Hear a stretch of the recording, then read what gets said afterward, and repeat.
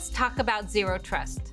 Now, in case you're thinking, what is zero trust? The zero trust model is a mindset shift to not trusting any devices or users by default, even if they're inside the corporate network. Here to show us how easy it is to activate RBAC in NetBackup is our technical marketing engineer, Liji Kuruvula. Hi, Liji. That's a great question, Sonia. It's a great topic. Zero trust, basically, one of the principles is that you assume that you're in a breach condition all the time. So everything has to be verified explicitly.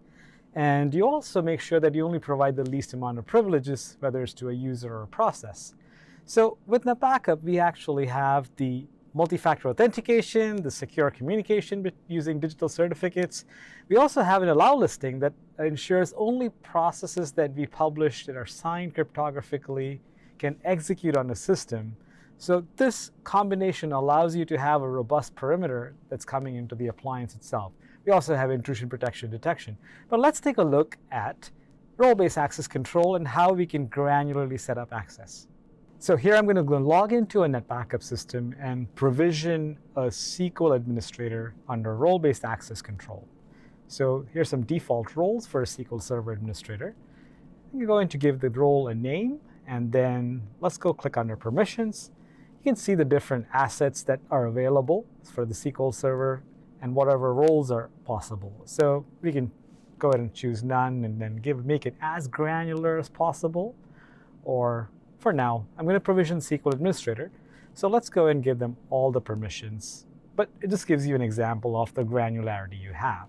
So let's assign those permissions, and then we can even select more than one workload, but let's just choose SQL for now. Leave that alone. For protection plans, it allows us to choose which plans and then credentials as well. But I'm going to go and choose a user. Let's say the SQL user in my case is SQL DB admin. So I'm going to provision this user on the system. And now that I've given this role and the permission set, that's how easy it is to configure role-based access control. Hey, Liji, what does it look like when a workload administrator logs in? Hey, that's a great question. Let's take a look at how easy it is. So here, now logged in as that SQL DB admin that I provisioned earlier. So I get incredibly focused view, whether it's protection plans and just the SQL Server assets that we need to protect, right? So let's go in and add a credential for SQL Server. So this allows me to just go in, choose the type of credential that I want to add. I'm going to go ahead and choose the SQL Server Administrator credential. The EKMS credential, it also shows me because I have the privileges for protection plans. Thanks, Liji. Thanks for watching. Zero Trust is a valuable strategy to protect your data and ensure ransomware resiliency.